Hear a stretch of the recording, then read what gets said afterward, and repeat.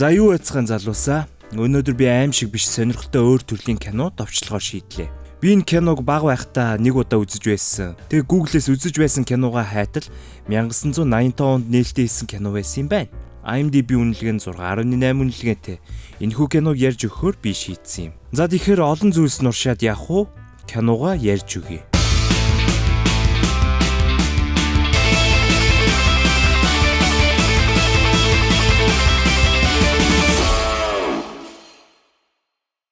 За тэгэхээр энэхүү кино маань задгай сансарт хүмүүс болон харийнхан тулж буйгаар эхэлдэг. Энэ залууг Дэвид гих ба тэрээр сансрын цэрэг задгай сансарт маш сайн нисэж сурсан харийнхныг амжилттайгаар устгаж байгаа залуу.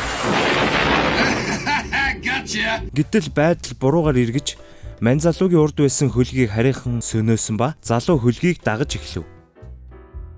Харийн хөлөг дотор нисэж буй нисгэгч нь маш сайн байсан ба Дэвид баригдаж өгөхгүй л байлаа. Дэвидийн хөлгийнхэн байдалд нэг л сонирн бишдэж бууга хилдэг ба Дэвид улайран араас нь дайрдаг.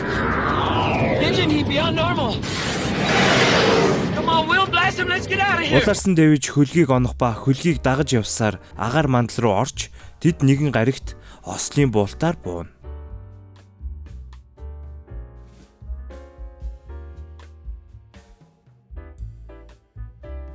Тэдний хөлөг юучгүй болсон ба Дэвид нисгэгчээ үүрээд хөлгөөс холдож гүйтэл хөлөг юучгүй дэлбэрч шатлаа. Энэ үед Дэвидийн туслах нисгэгч аль хэдийн шархтаж өнгөрсөн байлаа. Тийм бас гариг нь амьсгалж болдог юм байл. Харамссан Дэвид түүнийг оршуулад өөр нэг хөлөг газардсан газар руу явхаар шийдсэн юм. Энэ гариг нь бас нэг төрлийн яст мэлхий шиг нэг сонин амьдэрдэг амьтантай. Олон хөлтэй. Тэгээд ч болоогүй бас нэг газар доогуур нуугдаад орчдөг нэг сонин сүултээ чих юм уу нэг сонин амтантай.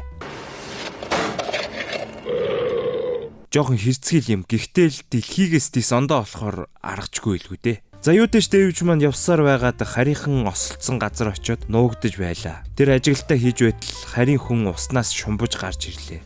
Нэг сонирхолтой зүйл нь гэвэл харийн хүний хөлөг нь бараг л бүтэн байсан юм. Манай хүн очиод дээрэмдэх сэдэл төрөөд хадан давирч байтал тэр өөрт нь байсан цорын ганц бууга ус руу унгаачдаг.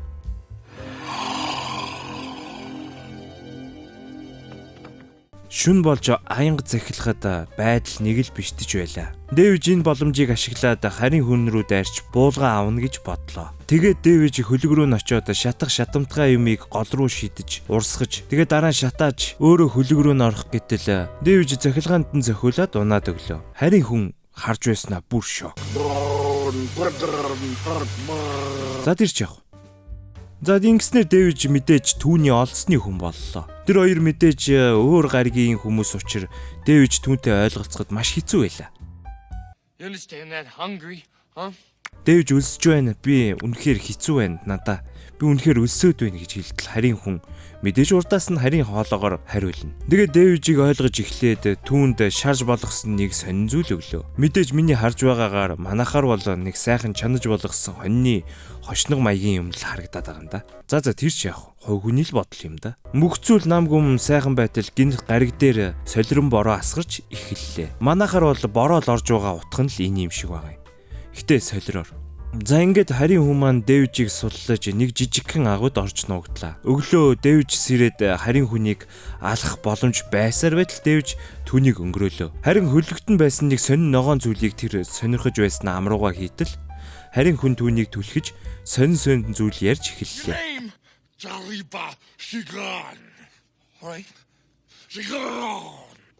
Мэдээж харийн хүн учраас маш сони ярьдаг.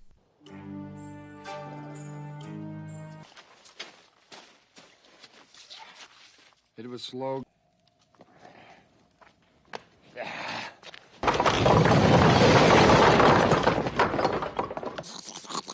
Тэр мэдээж ба хүн шиг хошин шогийн мэдрэмжтэй.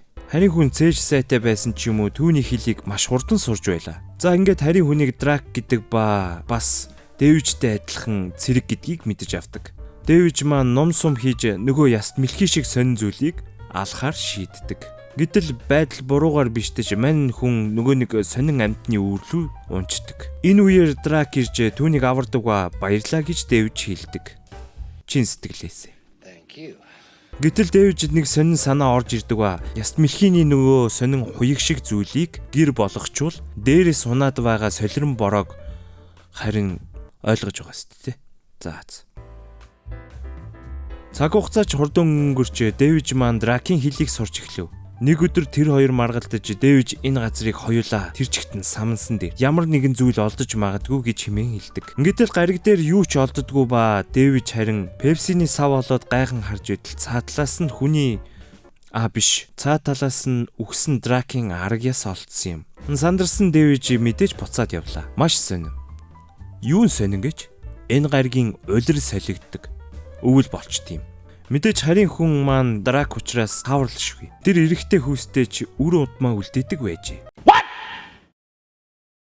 What the fuck? Тэр илэгтэй Дэвижд миний төгсгөл ирж байна. Харин өөр нэгний амьдрал эхлэх болно. Би төрнө, гэхдээ өхнө гэж Драк хэлдэг.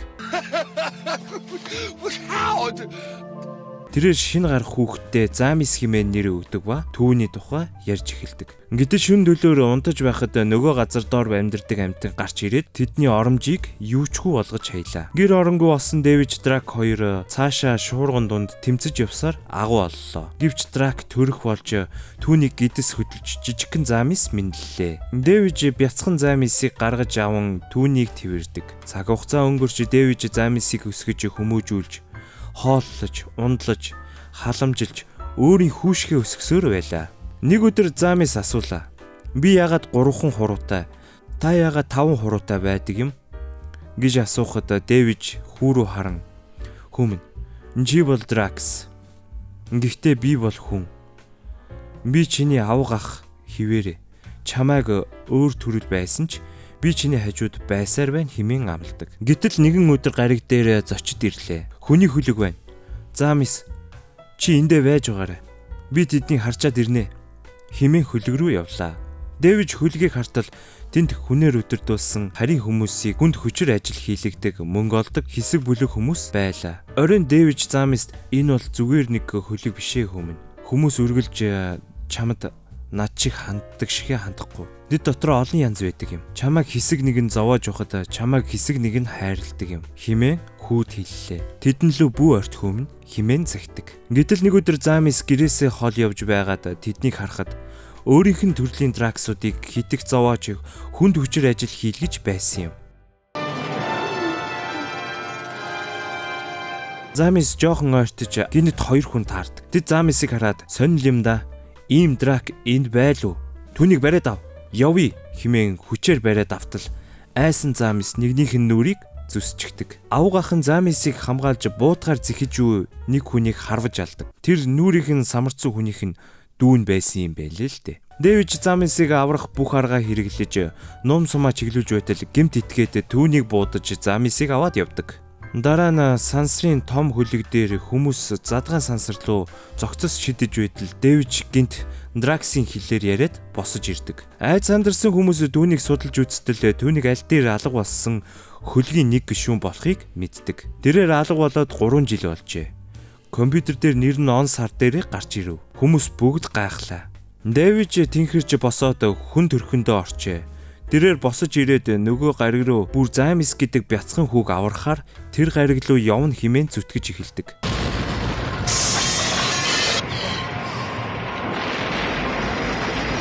Тэр гариг дээр ирж Замисыг хайлаа. Энэ үед нууцаар нэвтэрсэн Дэвиж байж болох бүхэл зүйлийг санаж Драк төрөлтнөөс нь хүртэл асуулаа. Тэд түүнийг хөлгийн дотор хэсэгт байсан хэмээн хэллээ. Юутаач тэд хүний хэл сурсан байсан нь их сонин.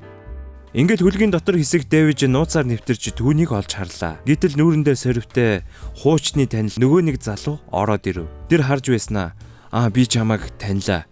Чи нөгөө нэг залуу байна. Миний дүүг алсан.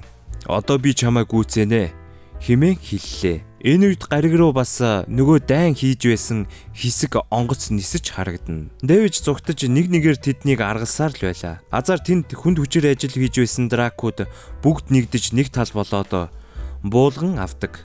Дэвиж Замисыг тэврэн гарч ирлээ. Тэр түнд "Замис, би байна. Авга ах нь байна. Дэвиж байна. Би чамайг орхихгүй гэж хэлсэн шүү дээ. Би буцаад ирлээ" хэмээн хэлдэг. Тэнд байсан бүх хүмүүс энэ явдлыг хараад "Хүн болон харийн амьтын хооронд ямар ч ялгаа байхгүй. Бүгд л амьтад. Бүгд амьд биетэй шүү дээ. Нэгэндээ итгэл хэрэгтэй юм байна гэдгийг ойлгодог. Тэнд байсан бүгд л уйлж байлаа. За тэгэхээр кино маань энэ хүрээд маш аз жаргалтай төгсдөг. Хөнгөн бөгөөд сэтгэл хөдлөм хөөрхөн үйл явдалтай кино байсан юм байна тэр үедээ. Энэ киног би бас дахиж үзэхэд маш сонирхолтой санагдлаа. За тэгэхээр дараагийн кино хүртэл түр баяртай. Та бүхэн манай сувгийг дэмжээрэй. Хараал идсэн байшин сувг үзүүлж байна.